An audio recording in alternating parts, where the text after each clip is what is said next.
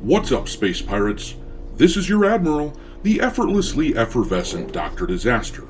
And for once it looks like there's a game that both gamers and game journalists can actually agree is pretty awesome. Dogs and cats living together, mass hysteria! Capcom has had their share of stumbles. As recently as last fall, they put out the unfortunate Dead Rising remake, which was censored to accommodate the modern audience. But the tide is definitely turning, and at least so far, in Monster Hunter Wilds, which is releasing in just a couple of days, there has been no indication that they have plugged in anything that would drive away gamers who are just looking for some escapism. The game looks like it's just a fun romp where you get to fight a bunch of monsters.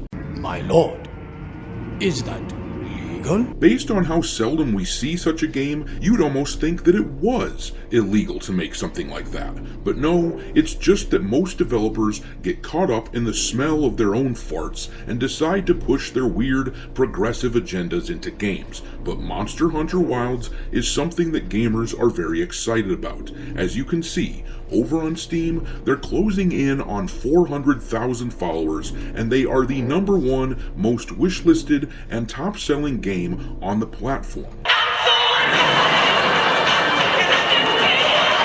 Meanwhile, for once, game journalists share our sentiment toward a game. Over on Metacritic, Monster Hunter Wilds is sitting at a sterling 90 out of 100, and while I'm aware that these people writing the reviews for this title are the sort of brown-nosing, corporate ass-kissing schmucks who would have called the game good no matter what, based on the feedback from the open beta though, and from the looks of the trailers and everything else, I don't doubt that this is a strong game, and an early favorite for Game of the Year. This cash cow franchise is gonna pay off for Capcom in a big way. We're not just doing this for money. We're doing it for a shitload of money! As I talked about a few weeks back, based on the projections from the earnings report that Capcom put out, they seem to believe they will sell around 7 million units of this game by the end of March. And based on what we're seeing, I don't think they will be far off. Holy shit!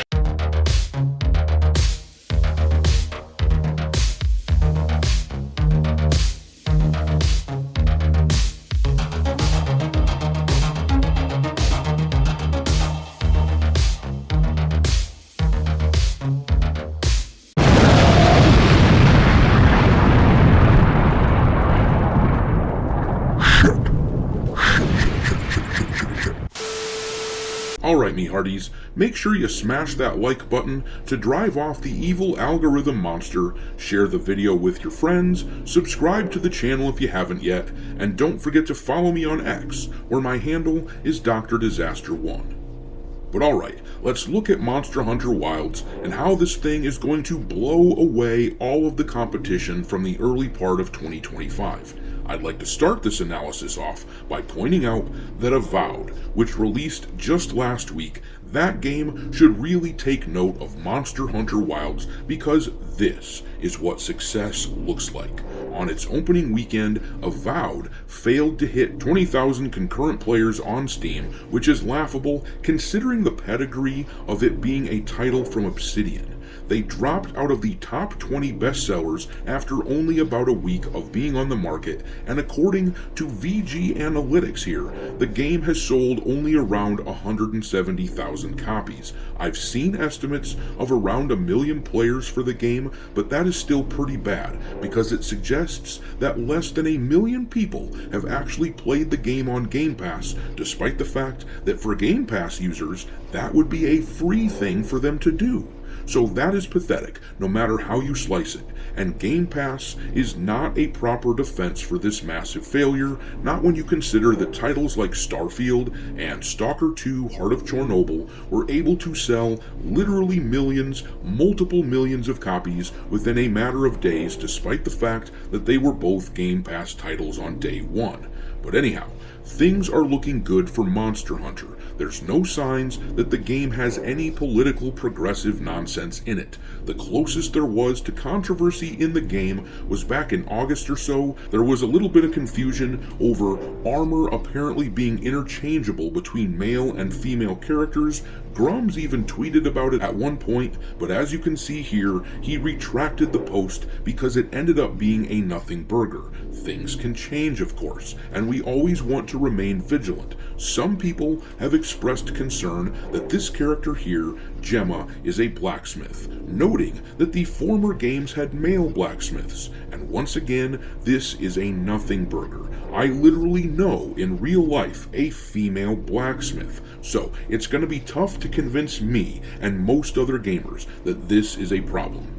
The last thing I want to do is promote a game that ends up being chock full of the sort of woke garbage that we're trying to get rid of, but the game looks safe so far, and I get the sense that Capcom is unwilling to risk the health of an IP that is quickly turned into their big cash cow by injecting woke shit into it. However, I will be streaming the game starting this weekend, so keep your eyes peeled for that. If there is anything objectionable, we will hopefully find it rather quickly. But anyhow, gamers have embraced the hell out of this game, and I suspect that we will see over 500,000 players playing concurrently on Steam at some point this weekend. The open beta topped out at about 460,000 players. I was expecting to see that number rise when they opened the beta up again a few weeks ago, but it failed to do so.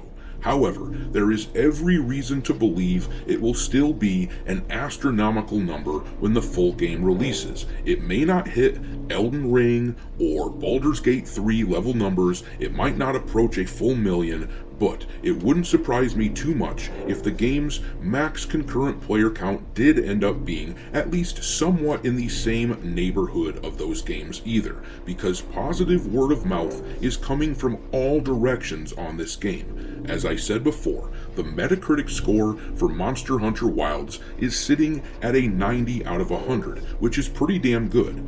Obviously, it's worth keeping in mind that these game journalist types are the same jackwagons who gave Dragon Age the Veilguard an 82 out of 100, but the feedback they have for this game certainly seems much more authentic than what we got with the Veilguard. Let's take a look at a few of the reviews though. IGN Japan wrote, "The vast and detailed world of Monster Hunter Wilds is spectacular. Although I have some minor complaints, Capcom has managed to expand the game's scale while also making it easier to play, which is quite an achievement. The focus mode mechanic that allows players to target their prey's weak points is another welcome improvement. Although the story becomes a little frustrating towards the end, Wilds is carefully crafted to allow you to concentrate on the narrative and enjoy it. I like it when a reviewer is very clearly being critical of certain parts of the game while also letting us know that overall the game is very good. That lets me trust the reviewer at least a little bit more than I normally do with regards to game journalists these days."